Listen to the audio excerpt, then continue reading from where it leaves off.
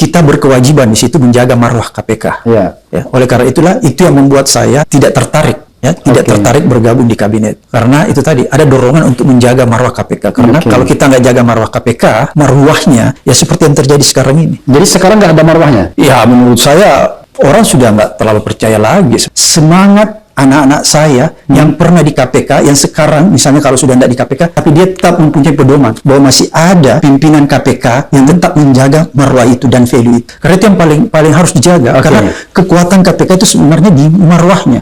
Ketika marwahnya sudah runtuh, maka orang akan kehilangan trust.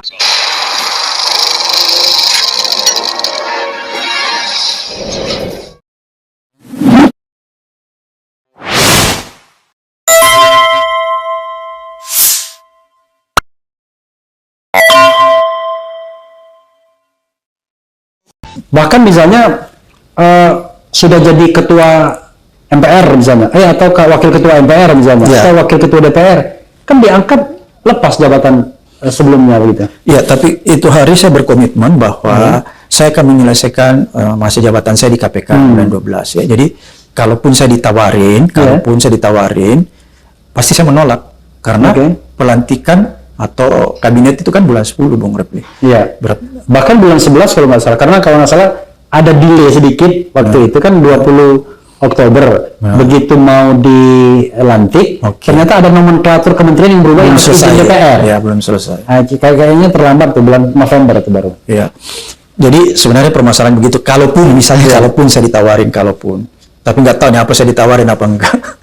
Saya yakin ditawari. Karena saya tahu watak Pak Jokowi kayaknya kurang lebih sama. Kalau kita dipotong, kompensasinya biasanya diberikan jabatan yang tinggi biasanya. Kayak Pak Mahfud Menko Polhukam kan, itu. Pasti bukan jabatan yang ecek-ecek kira-kira yang menterinya ya skala kecil, pasti skala besar itu. Jadi itu tadi ada problem karena saya selesai bulan 12. Kalau Pak Mahfud kan itu hari tidak sedang menjabat di dalam sistem kan. Jadi mungkin bisa langsung kan. Tapi terlepas daripada itu, saya memang sudah punya komitmen bahwa saya akan menyelesaikan tugas dan perjuangan saya di KPK sampai bulan 12. Karena saya melihat di KPK itu selesai ada semacam begini pikiran saya, Bung Refli. Ini sebuah lembaga yang harus dijaga marwahnya. Ya. Jadi kita berkewajiban di situ menjaga marwah KPK. Ya. Oleh karena itulah itu yang membuat saya tidak tertarik. Tidak tertarik bergabung di kabinet. Karena itu tadi ada dorongan untuk menjaga marwah KPK. Karena kalau kita nggak jaga marwah KPK, marwahnya ya seperti yang terjadi sekarang ini. Jadi sekarang nggak ada marwahnya? Ya, menurut saya orang sudah nggak terlalu percaya lagi seperti dulu. This is statement from Abraham Samad. Orang nggak percaya lagi, bukan nggak terlalu kan? Nggak terlalu percaya lagi ya. Buktinya kok jadi masih bisa dipercaya tapi nggak terlalu. Buktinya kan kalau saya ditanyakan apa buktinya? Loh, kok orang-orang berintegritas ya 57 orang itu dikeluarkan, diberhentikan dengan cara yang nggak benar. Itu kan indikator kan kalau saya menyatakan sesuatu harus ada bukti. Buktinya itu kan gitu. Jadi itu yang dan Anda yakin 57 itu orang-orang berintegritas? Ya, saya tahu betul. Itu kan bekas anak buah saya semua.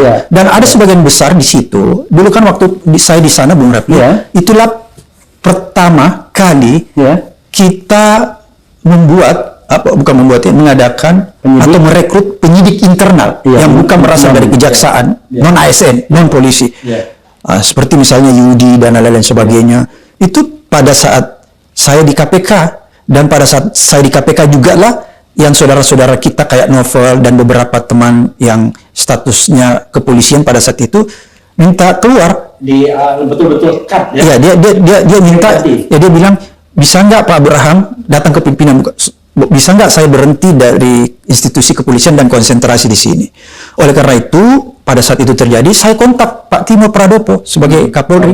Kenapa saya harus kontak? Karena saya khawatir jangan sampai nanti ada dugaan bahwa kita mempengaruhi anak ini kan.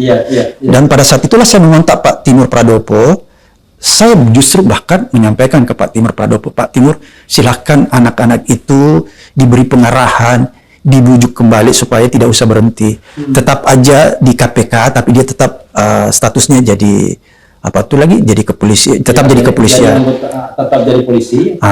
Dan tahu nggak Pak Bung Refli, ketika anak-anak itu mau keluar dari kepolisian, Saya ngomong sama mereka kan rata-rata akabri, masih muda. Saya bilang, saya belum mau menerima pengunduran diri Anda, karena saya tahu betul bahwa Anda pernah ketika lulus atau ketika sedang di akabri, di dalam pendidikan, Anda punya cita-cita pasti jadi jenderal. Dan bukan cuma Anda, istri Anda dan keluarga Anda pernah bercita-cita bahwa suatu ketika Anda itu akan jadi jenderal. Kan begitu kalau orang di akabri, pasti cita-citanya akan jadi. Jadi kasihan saya melihatnya, karena kan mereka semua polisi yang luar biasa, potensinya luar biasa saya melihat ya. Jadi saya membayangkan suatu ketika mereka balik ke kepolisian dan jadi jenderal. Makanya saya nggak mau langsung terima pada saat itu. Saya minta Pak Timur Pradopo pada saat itu sebagai Kapolri untuk membujuk kembali mereka. Dan Pak Timur, saya ingat betul, sempat datang ke KPK. Dan waktu Pak Timur menghadapi mereka, saya nggak mau ada di situ, Pak Bung Refli. Kita pimpinan, kita persilahkan Pak Timur sendiri yang menghadapi anggotanya itu, dan kita di luar. Dan akhirnya beberapa orang mengundur diri. Kalau nggak salah awalnya 21 atau berapa ya. Pokoknya sekitar, misalnya kurang tahu persis jumlahnya. Termasuk novel ya? Termasuk novel. Dan pada saat itulah ketika sudah selesai ngobrol dengan Pak Timur, nggak tahu seminggu kemudian, saya kontak lagi Pak Timur. Pak Timur bilang, Pak Abraham, mungkin mereka sudah nggak mau kembali ke kepolisian. Karena mereka mau konsentrasi katanya. Konsentrasi dalam pemberantasan korupsi supaya dia mencintai KPK, karena kalau dia kembali itu terganggu ritme pekerjaannya. Kenapa terganggu ritme pemberantasan korupsi pada saat itu kalau dia kembali? Karena pada saat itu, Bung Refli, jumlah penyidik di KPK sedikit sekali. Beda dengan sekarang. Jadi itu sedikit sekali dulu, cuman 100 berapa, pegawainya aja yang besar secara keseluruhan 1000 ya. Tapi penyidiknya itu sedikit sekali. Saudara sekalian, kita lanjutkan ya. Jadi akhirnya yang minta keluar berapa orang? Kurang lebih 21 orang. Termasuk Novel dan kawan-kawannya pada saat itu ya. Sehingga saya melakukan koordinasi sama Pak Timur Pradopo selaku Kapolri pada saat itu. Saya sampaikanlah keinginan anak-anak ini. Saya mendatangi Mabes Polri, berbicara dari hati ke hati dengan Pak Timur Pradopo. Kebetulan Pak Timur ini luar biasa juga ya. Orangnya baik banget gitu. Orangnya wise dan lain-lain sebagainya. Saya sangat salut sama beliau ini. Dan saya minta Pak Timur, bisa nggak Pak Timur datang ke KPK untuk berhadapan langsung sama anak-anak ini, supaya Pak Timur bisa tahu persis apa sih yang ada di hati mereka. Saya minta Pak Timur kalau bisa menasihatin supaya dia tetap di KPK, tapi tidak menanggalkan status dia sebagai Polri gitu. Tapi perpanjang aja, saya bilang gitu, perpanjang. Kalaupun dia minta perpanjang aja terus gitu kan gitu. Agar supaya mereka nggak keluar. Pak Timur, oke, kalau begitu nanti saya datang, Pak Abraham, ke KPK. Setelah Pak Timur datang ke KPK suatu hari, saya persilahkanlah Pak Timur menghadapi mereka semua. Dan kita pimpinan KPK pada saat itu keluar semua. Kita memberikanlah kesempatan antara orang tua, kita ibaratkan Pak Timur orang tuanya, polisi-polisi ini anaknya. Jadi biar ada dialog. Dialog itu dialog anak dan orang tua, bukan dialog antara anggota Polri dan Kapolrinya. Jadi dialog itu kita usahakan dialog antara anak dan orang tua. Dan dialog lah itu cukup lama. Dan akhirnya pada saat itu selesai dialog, saya ketemu Pak Timur. Pak Timur bilang, saya udah nasihatin Pak Abraham, nanti kita lihat 1-2 hari, 3 hari ini kita ketemu lagi untuk membicarakan ini. Dan setelah itu 1-2-3 hari saya ketemu lagi Pak Timur Pradopo. Akhirnya Pak Timur bilang, mungkin Pak Abraham saya harus melepaskan anak-anak ini. Saya bilang, kenapa Pak Timur? Dia bilang begini, anak-anak ini mengatakan kalau dia balik ke kepolisian maka terganggu pemberantasan korupsi. Kenapa bisa terganggu? Karena di KPK pada saat itu penyidiknya sangat kurang, cuma 100 lebih, sedangkan kasus begitu banyak dari Sabang sampai Merauke. KPK, itu kalau boleh tahu berapa kasus yang dilaporkan waktu itu? Sempat? Banyak juga kan lewat Dumas, Direktorat Dumas kan. Belum lagi ada yang kasus misalnya cash building yang tiba-tiba kan gitu. Jadi memang kewalahan juga sebenarnya ya. Itulah yang terjadi sehingga Pak Timur ikhlaskan. Maka pada saat itu Pak Timur buatlah SK kan untuk anak-anak itu diikhlaskan berhenti dan bergabung di Komisi Pemberantasan Korupsi. Itulah yang terjadi. Dan 57 itu bukan 57, kurang lebih 21. Bukan 57 di antara 57 yang berhenti itu. Ada mereka. Oh, banyak. Iya. Banyak yang sudah keluar dari kepolisian. Ketika dia sudah keluar dari kepolisian, kan kita angkat dia menjadi penyidik KPK. Gitu ya. Dan mereka di antara 57 itu yang berhenti itu ada beberapa ya? Iya, banyak. Banyak banget. Ya itu sedikit soal sejarah KPK ya. Tapi Bung Abraham, kita kita main Sebenarnya Anda lebih suka Abraham atau Samad? Abraham, karena kalau Samad itu nama bapak saya. Oh, oke. Bung Abraham ya. Tapi singkatnya Bram ya? Iya, betul. Ada nama dekat lagi. Apa? Bung Refli. Openg. Nah, itu nama panggilan dekat itu. Tapi kalau Openg janganlah. Ya, Openg. Nanti. Jadi Abraham itu ada historinya. Oke. Jadi bapak saya itu senang sekali baca bukunya Abraham Lincoln. Judulnya itu kalau ditranslate dari Rimba Raya ke Gunung Putih. Oke. Jadi dia senang baca buku itu sehingga ketika saya lahir dia berikanlah nama itu kepada saya, ya kan? Oke. Dan ternyata pejuang pembebasan perbudakan Abraham Lincoln. Dan ternyata doanya itu benar. Ya. Dari Rimba Raya ke Gedung Merah Putih. Kan gedung KPK kan Gedung Merah Putih kan? Ya, Rimba Raya, let's say Sulawesi Selatan sana ya. Kira-kira apa di luar Jawa. Kan? Oke, Bung Abraham ya. Bung Openg. Abraham. Jadi Bung Abraham, sekarang kegiatan apa sekarang? Ya, saya ini kan praktisi. Nggak terasa kan 2015 ke 2022 nggak terasa sudah hampir 8 tahun kan? Ya, praktisi sekaligus juga ngajar, sekaligus buat lembaga ini. Lembaga ASA Indonesia. Iya, ASA itu kan optimisme, harapan dan bukan optimisme. Abraham Samad. Bukan Abraham Samad. Oke, luar biasa. Jadi ini kumpulan dari teman-teman yang ingin melanjutkan agenda-agenda yang sempat terhenti. Dulu di KPK itu kita punya program misalnya pendidikan anti korupsi dari PAUD sampai perguruan tinggi, kemudian pendidikan anti korupsi berbasis keluarga, kemudian ada perbaikan tata kelola sumber daya alam khususnya minerba, perbaikan tata kelola migas dan lain sebagainya. Itu banyak tidak berjalan sebagaimana mestinya. Oleh karena itu kita pengen lembaga ini melakukan riset terhadap itu. Dari hasil riset itulah, hasil kajian itu nanti kita rumuskan rekomendasi apa, kemudian kita ajukan ke pemerintah untuk ditindaklanjuti. Jadi semacam think tank juga. Oke. Demi kebaikan bangsa. Tapi yang jelas bukan underbownya pemerintah ya. Bukan ya. Oke. Kalau lawyering masih. Tapi membatasi diri. Saya membatasi diri begini. Pas samalah Bung Refli ini. Saya menghindari yang namanya litigasi atau pidana.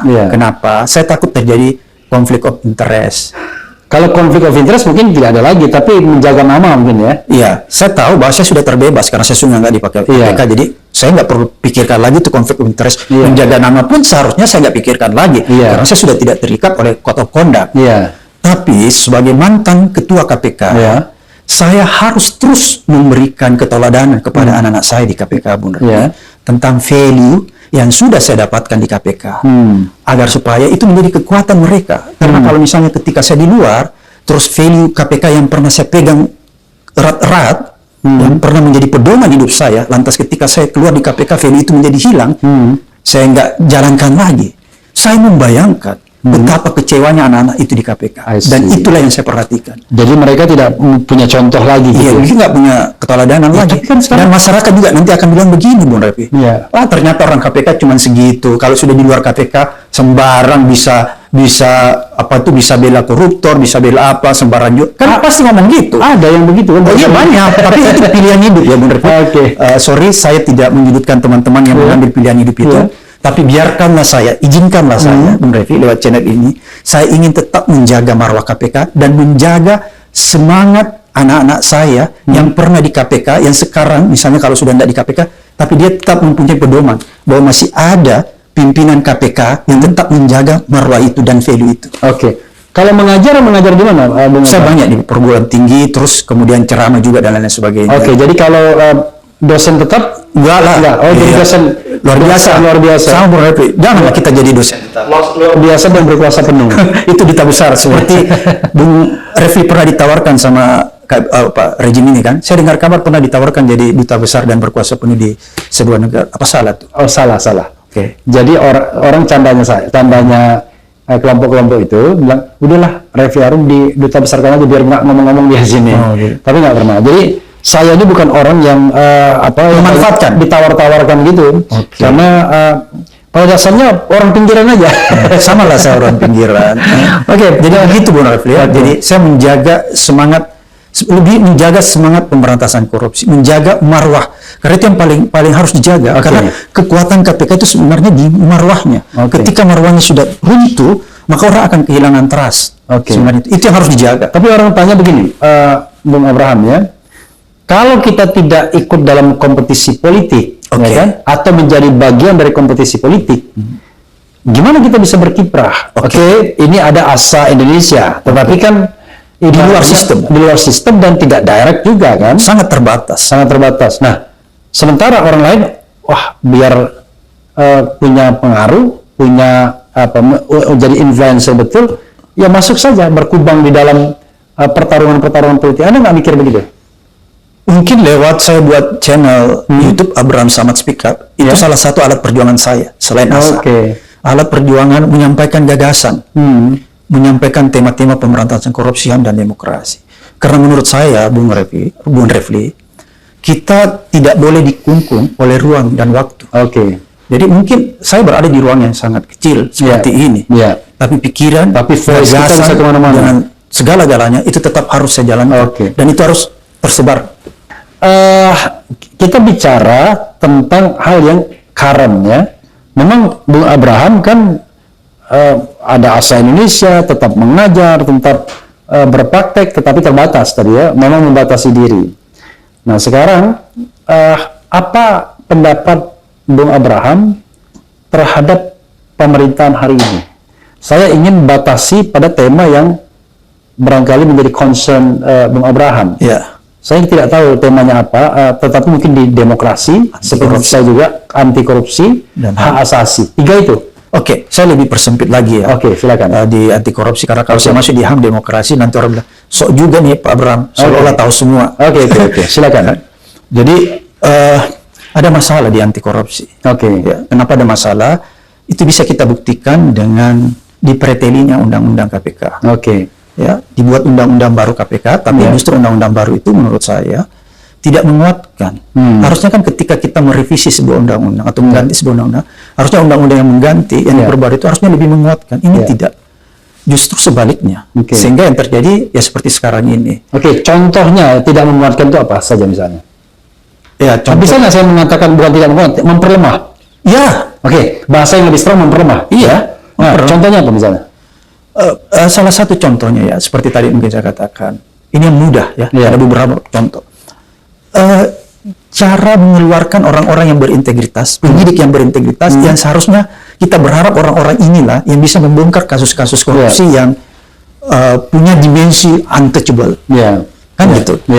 Jadi jangan terpukau bos, kalau misalnya Anda melihat, kalau Anda challenge saya bahwa ini kan masih jalan pemberantasan korupsi Pak Abraham di KPK. Kan Anda bisa challenge saya begitu. Kalau misalnya Anda bilang lemah, tapi buktinya ini, Anda kan bisa kasih contoh saya berdasarkan statistik ini ada yang ditangkap.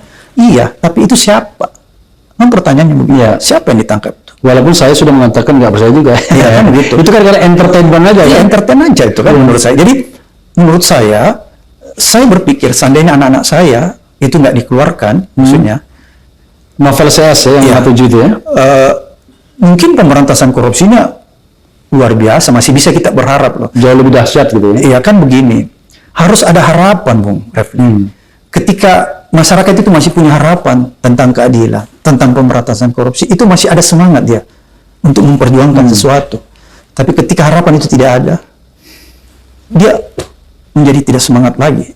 Dia menjadi tidak peduli lagi terhadap bangsa dan negara. Itu kan yang kita hindari. Jangan kita membuat masyarakat itu jadi permisif, skeptis dan apatis terhadap pemberantasan korupsi. Jadi itu kan yang kita jaga. Jadi menurut Bung Abraham, itu memang gerakan untuk memperlemah KPK ini sistematis ya? Saya belum bisa menyimpulkan sejauh itu ya. Karena kalau saya suka menyimpulkan itu berdasarkan riset. Tapi saya belum menyimpulkan itu seperti itu. Tapi mungkin kalau ada orang yang menyatakan begitu, ada benarnya juga mungkin berdasarkan fakta-fakta yang kita lihat di lapangan kan gitu. Sehingga menurut saya harusnya pemerintah untuk menepis isu-isu itu melakukan langkah-langkah atau upaya-upaya yang sistematis pula yang bisa dilihat oleh masyarakat bahwa pemerintah itu masih sangat concern, pemerintah masih punya political will yang kuat untuk mendukung upaya pemberantasan korupsi. Itu kan harus diperlihatkan. Agar supaya masyarakat tidak skeptis.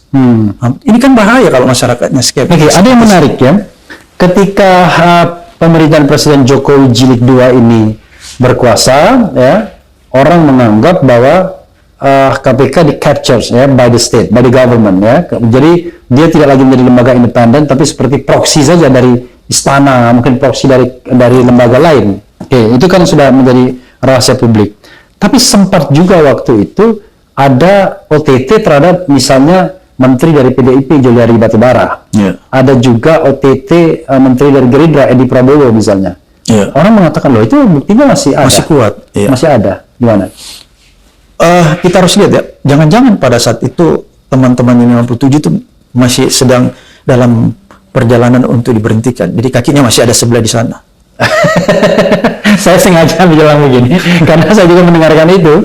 Bahkan jadi masih ada andil mereka sebenarnya. Ya, konon katanya itu yang mempercepat mereka. Iya kan begitu. Jadi jangan-jangan begitu. Tapi saya nggak tahu persis. Saya sih marah-marah. Tapi pada waktu itu ketika ada Juliari Batubara, ada Edi Prabowo, yang 57 itu masih di KPK kan? Sebelah kakinya. Ya, tapi masih di KPK ya. Kayak gitu. Karena saya dengar bahwa yang menangkap kalaupun masih kayaknya masih.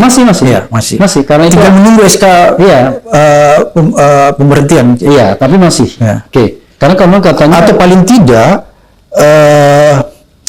pengembangan kasus itu atau penyelidikannya itu sudah dilakukan oleh teman-teman. Jadi barangnya ibaratnya gini, barang sudah mentah, barang yang tidak boleh lagi, tidak akan mungkin lagi ditolak. Iya. Oh, sudah matang. Iya, jadi nggak ada lagi jalan untuk menolak, mungkin gitu. Jadi kalaupun anak-anaknya sudah keluar, saya nggak tahu persis. Nanti kalaupun dia sudah keluar, kemungkinan kalau menurut saya kasus-kasus itu kasus-kasus yang sudah jadi, yang tidak mungkin lagi tidak ditindaklanjuti karena sudah naik ke penyidikan. Gitu ya. Ini terakhir ya sebelum Bung Abraham memberikan closing statement ya. Tadi kan khusus pemberantasan korupsi. Oke, kita bicara pemberantasan korupsi.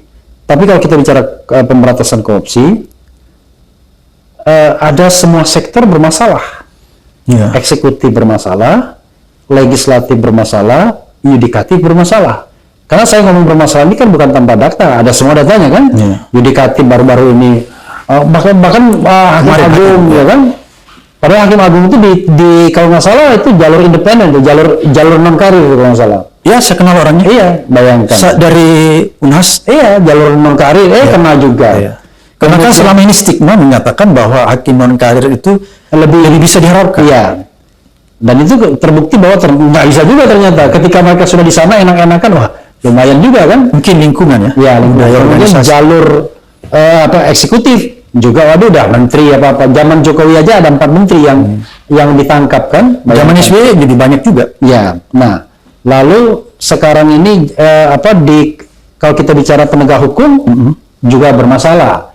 Kemudian legislatif juga tetap bermasalah.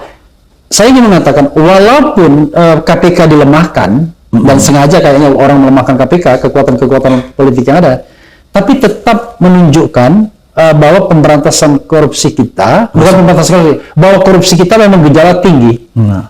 Artinya tetap terlihat bahwa korupsinya nggak bisa ditutupi semua gitu loh. Ya, gitu. Kan maksudnya gini, saya ingin mengatakan bahwa korupsinya itu banyak, tetapi dengan melemahkan KPK kan pengen ditutupi. Ya, tapi ternyata enggak. Tapi ternyata nggak ketutup semua. Nah, kalau misalnya Anda katakanlah punya jabatan yang terkait dengan pembenahan sektor penegakan hukum anti korupsi ini, Anda akan memulai dari mana? Akan mau ngapain? Itu kan sistem ya. Iya. Kalau kita bicara sistem berarti terdiri dari sub-subsistem. Iya. Nah, kalau bicara subsistem banyak tuh subsistemnya. Kalau kita bicara tentang penegakan hukum, ada strukturnya, aparatnya, orang-orang yang ada di dalamnya. Kita harus pilih-pilih. Kalau misalnya kita ingin memperbaiki misalnya lembaga penegakan hukum secara keseluruhan nih, atau mau bicara KPK-nya, atau bicara polisinya, atau bicara kejaksaannya, maka yang pertama-tama menurut saya ada sebuah sistem yang dibangun ya, ada value terhadap institusi tersebut. Bagaimana cara membangun value? Kan begini Bung Refli, kadang-kadang orang membandingkan, kenapa sih, saya bicara KPK dulu ya, kenapa KPK itu bisa dia punya budaya organisasi lebih kuat daripada aparat penegak hukum lain. Ya. Karena memang dia diciptakan untuk itu, budaya organisasinya dibuat sedemikian rupa sehingga orang-orang yang bekerja di dalam, Bung Refli, walaupun punya keinginan yang kuat untuk menyimpang dalam melaksanakan tugasnya, itu menjadi tidak bisa. Ada sistem yang dibangun, sistem itu yang memproteksi, sehingga kalaupun dia punya niat, dia nggak bisa melakukan. Saya mau kasih contoh Bung Refli supaya nggak dibilang ini cuma retorika. Masih ingat polisi yang bernama Brotoseno? Okay. Yang kemudian bermasalah setelah dibebaskan ternyata belum berhenti. Kan begini, dulu dia penyidik KPK, karena dia penyidik KPK, dia menangani 2 kasus-kasus korupsi yang besar loh. Berarti berinteraksi sama koruptor-koruptor kelas kakap juga kan, kalau dia periksa apa. Kemudian waktu dia di KPK, kenapa dia bisa menjalankan tugasnya dengan baik?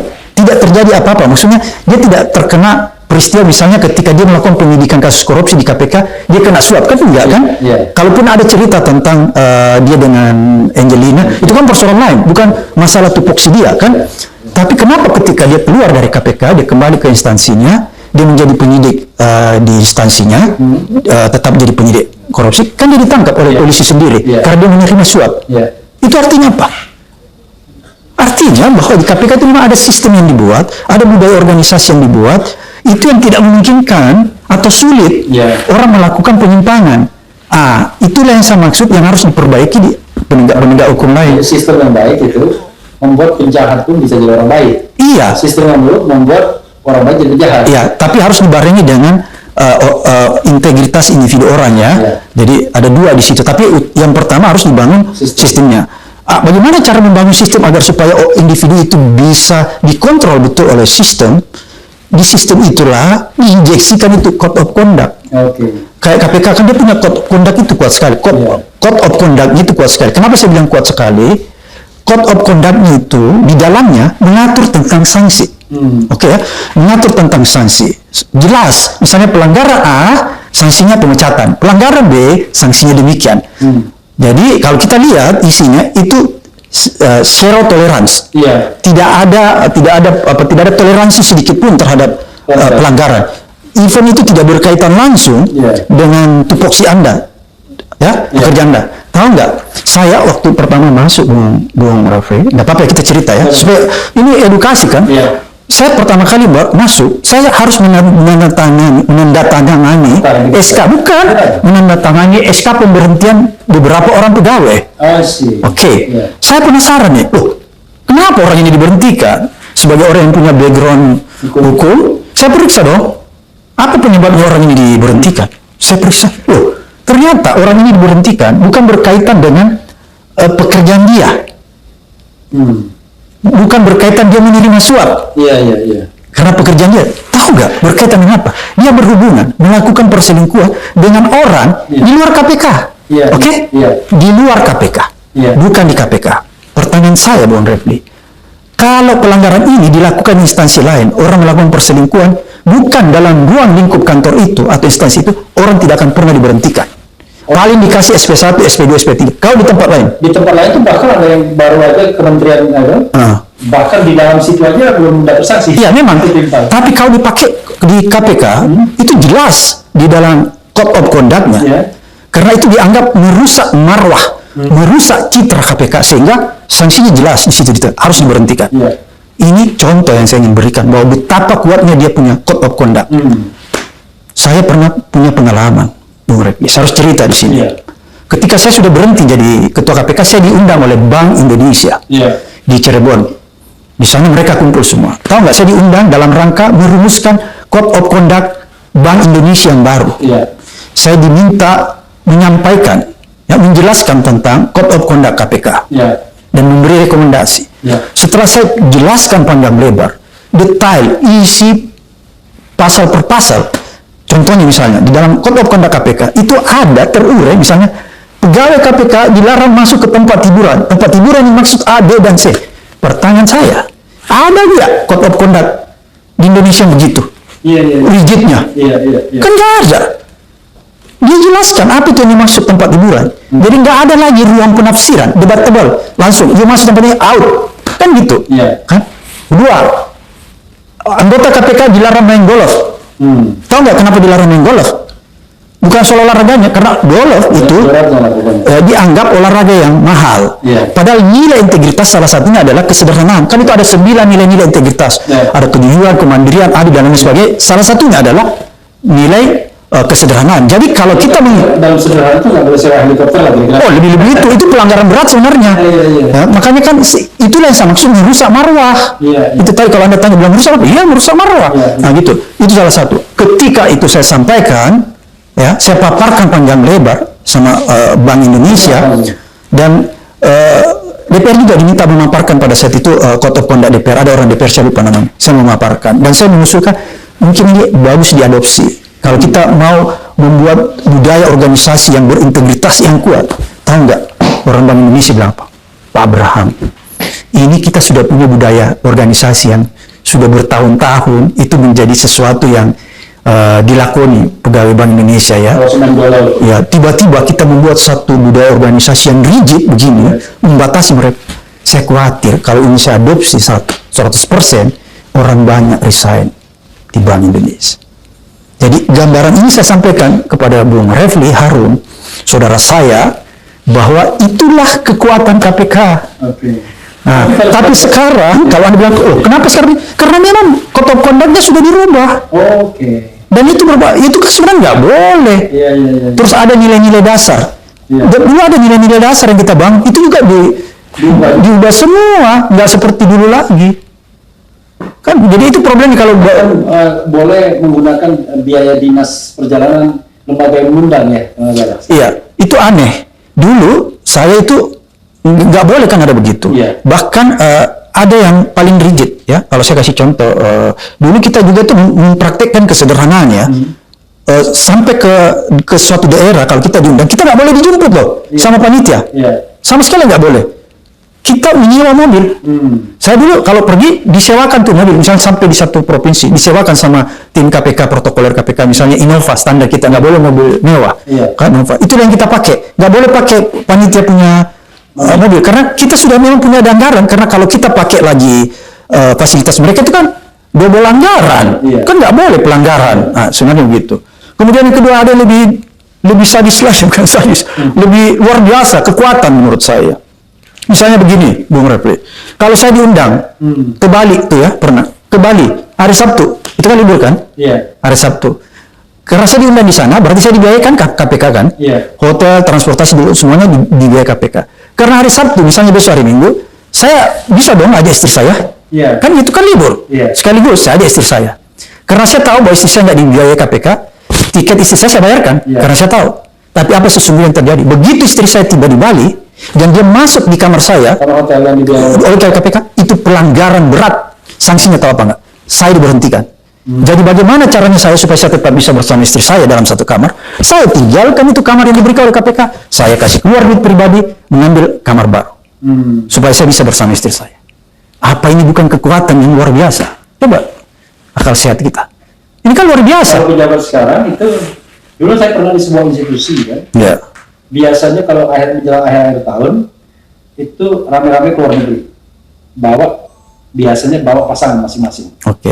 Saya pernah menulis dan istri pun ikut melancong. Ini mohon maaf ya, nggak aja kebetulan kan karena laki-laki semua kan pejabatnya. Akhirnya nggak jadi itu semua. Akhirnya semua pejabat di situ nggak jadi keluar negeri. Awalnya sudah mau ngajak istri semua tuh. Jadi memang budaya kita ini domain publik dan domain privatnya nggak ketat.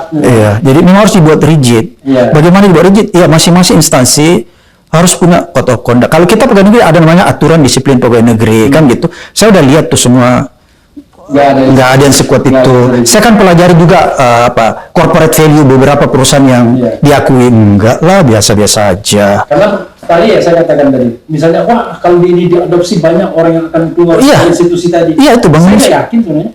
Tetap aja orang kerja sini emang gampang nyari kerjaan. Iya mungkin ya, cuman bosnya mikir. Iya mungkin. Kan yang namanya code of conduct kan kita kena dirinya sendiri. Iya, bayangkan tuh kalau dilarang main golf apa dan bisa nggak? Justru ketika kita membuat kebijakan yang terkena diri kita sendiri dan kebijakan itu tidak enak, ya kita beralasan waduh. Karena itu namanya konflik of interest. Iya betul. Bung, sebelum saya mengajukan pertanyaan terakhir, silakan closing statement dulu. Gini, saya berharap kita semua ya membantu mengembalikan citra dan marwah KPK lewat itu tadi revisi kembali undang-undang, buat undang-undang KPK baru agar KPK itu menjadi kuat. Itu yang pertama. Kemudian yang kedua, Bung Rafli, saya ingin mengatakan begini, anti korupsi itu doktrin sebenarnya. Kalau Anda setuju dengan saya silahkan. Jadi anti korupsi itu adalah doktrin.